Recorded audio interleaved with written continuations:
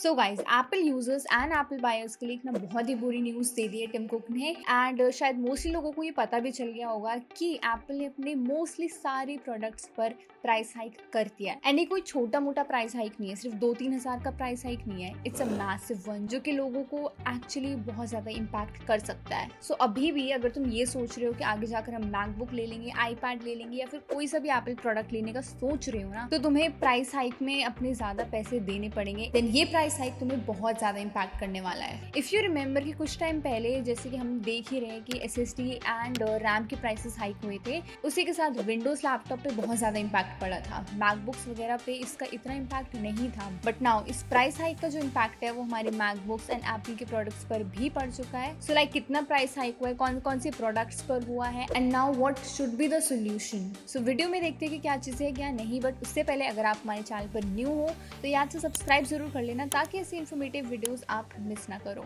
तो price hike के reason से पहले ना थोड़ा सा हिस्ट्री में चलते हैं। हिस्टोरिकली ना एप्पल अपनी सप्लाई चेन के लिए जाना चाहता है। एप्पल के पास इतना पैसा एंड पावर है कि जब भी मार्केट में कोई कंपोनेंट्स महंगे होते हैं तो एप्पल उन कॉस्ट को कहीं ना कहीं झेल लेता है एंड कस्टमर्स पे ना इतना लोड होने भी नहीं देता है, क्योंकि एप्पल के प्रोडक्ट्स वैसे ही थोड़े से महंगे होते हैं। तो कहीं ना कहीं एप्पल जो है ना उस चीज का इम्पैक्ट जो था अपने कंज्यूमर पे होने नहीं देता था। एंड इस रैम SSD प्राइस हाइक की वजह से भी विंडोज लैपटॉप के प्राइसेस बहुत तेजी से बढ़ रहे थे, बट वहीं आप देखोगे तो एप्पल के प्रोडक्ट्स जो थे उनके जो प्राइसेस थे काफी ज्यादा स्टेबल थे। लेकिन पिछले ही हफ्ते एप्पल के आउटगोइंग CEO यानी टिम कुक ने ये अनाउंस कर दिया that price increases are now unavoidable, जिसमें कि उन्होंने इस सिचुएशन को 100 साल में एक बार होने वाला फ्लड बोला। तो ये एक्चुअली में वार्निंग सिग्नल था और नाउ 25-26 जून को एप्पल ने फाइनली जो है वो अपनी प्राइसिंग भी अपग्रेड कर दी है।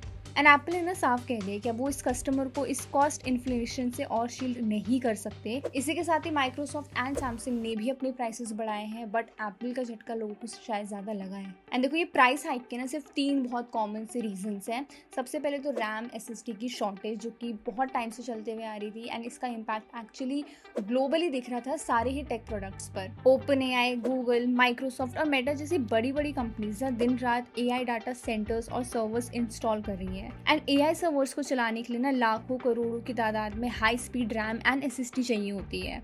Samsung, SK Hynix and Micron जैसे चिप मेकर्स ने अब कंज्यूमर्स के लिए इन चिप्स को कम कर दिया है एंड अपना सारा जो ध्यान है वो ना AI कंपनीज पर ज्यादा फोकस कर दिया है। एंड इसी की वजह से मार्केट में रैम एंड SSD की शॉर्टेज हो रही है। जो रैम आप शायद पहले 8000 के लेते थे, आज के टाइम पर अगर आप वो रैम की प्राइसेस चेक करोगे ना तो वो सीधा बढ़ करके 18-19 हज़ार तक की हो चुकी है। एंड अभी माना ये जा रहा है कि ये रैम की प्राइसेस और भी ज्यादा बढ़ेंगे, which will impact every tech product जिसमें कि रैम एंड SSD का यूज होता है। The second reason is TSMC 3 nanometre chip monopoly. Apple के जो नए M5 चिपसेट्स है ना वो ताइवान की कंपनी यानी TSMC के सबसे एडवांस्ड 3 नैनोमीटर प्रोसेसर पे बेस्ड है। क्योंकि नए प्रोसेसर्स बनाने में TSMC की पूरी मोनोपोली है, उन्होंने अपनी वॉफर प्राइसिंग बहुत ही ज्यादा हाइक कर दी है। यानी कि एप्पल की जो रॉ मटेरियल्स है ना वो ही काफी ज्यादा कॉस्टली पड़ रहे हैं, तो इस वजह से भी कहीं ना कहीं प्राइसेस इंक्रीज हुए हैं। And third is supply chain shifting. Apple धीरे धीरे चाइना से अपनी मैन्युफैक्चरिंग हटा करके इंडिया या फिर वियतनाम जैसे देशों में शिफ्ट कर रहा है। नई फैक्ट्रीज लगाना और ग्लोबल लॉजिस्टिक्स को दोबारा से सेटअप करने में ना काफी ज्यादा पैसा लगता है। एंड इस वजह से भी ना कहीं ये जो लोड है, ये जो प्राइसिंग है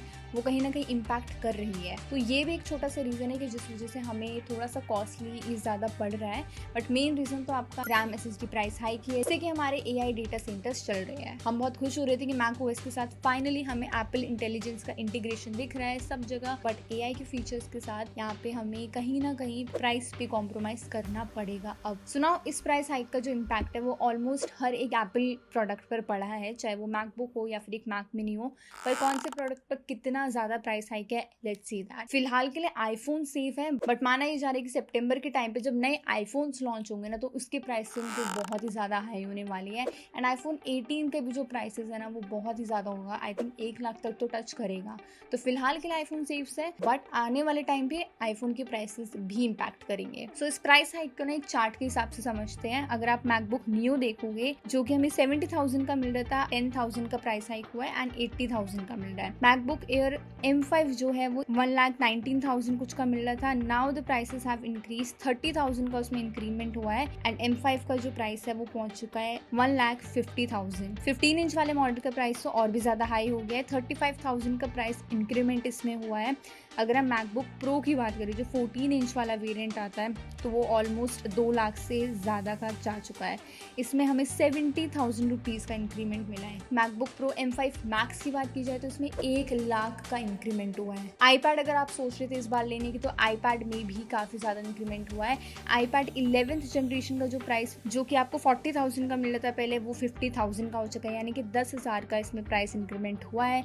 आईपैड मिनी में भी 20,000 रुपये का इंक्रीमेंट हुआ है। आईपैड एयर M4 में भी 25,000 का प्राइस इंक्रीज हुआ है। आईपैड प्रो जो है जो बेस मॉडल मिलता है आपको उसमें 39,910 रुपीज़ का प्राइस इंक्रीज हुआ है। सो यू कैन इमेजिन कि प्राइस हाइक कितना ज़्यादा है। आईपैड हो, मैकबुक हो, सब चीज़ें इम्पैक्ट हुई है। बट अभी भी आप ये सस्ते में ले सकते हो क्योंकि अभी तक ये स्टॉक में है। जब ये स्टॉक से निकल जाएंगे, नए प्रोडक्ट्स आएंगे तो वो आपको काफ़ी ज़्यादा महंगे मिलने वाले हैं।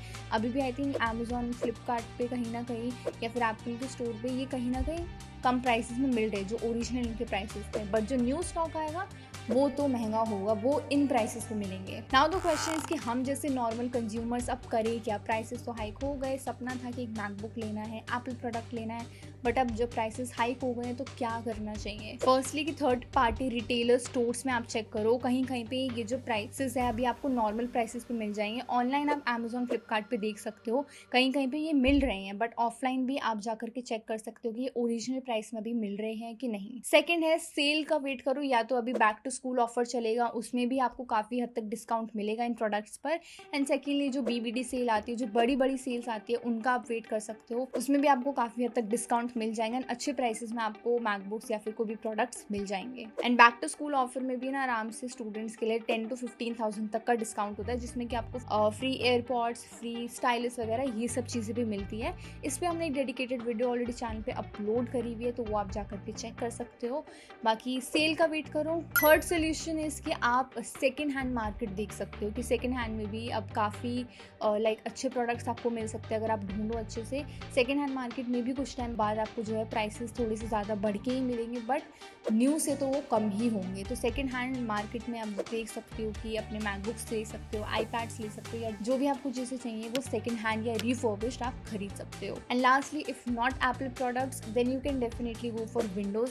अगर आपको लैपटॉप चाहिए या फिर टैबलेट्स की तरफ जाना है तो आप वो चीज़ें कंसिडर कर सकते हो। एंड अगर आप मैक मिनी, मैक स्टूडियो सोच रहे हो तो आप एक PC बिल्ड करवा सकते हो अपने लिए, तो आप हाई एंड विंडोज़ ऑल्टरनेटिव्स को भी कंसिडर कर सकते हो इस टाइम पर पे। सो गाइज, ये थी एप्पल ओवर प्राइसिंग की पूरी कहानी, जहाँ पर कि एप्पल ने कैसे प्राइसेस हाइक करे, क्या सोल्यूशंस होने चाहिए। एंड आप बताओ कि इस प्राइस हाइक का एक्चुअली में क्या आप लोगों पे इम्पैक्ट पड़ा है। कमेंट में ज़रूर बताना कि इस साल आप कौन सा एप्पल प्रोडक्ट लेने वाले थे जिसपे कि आपको सबसे ज़्यादा प्राइस हाइक मिला है।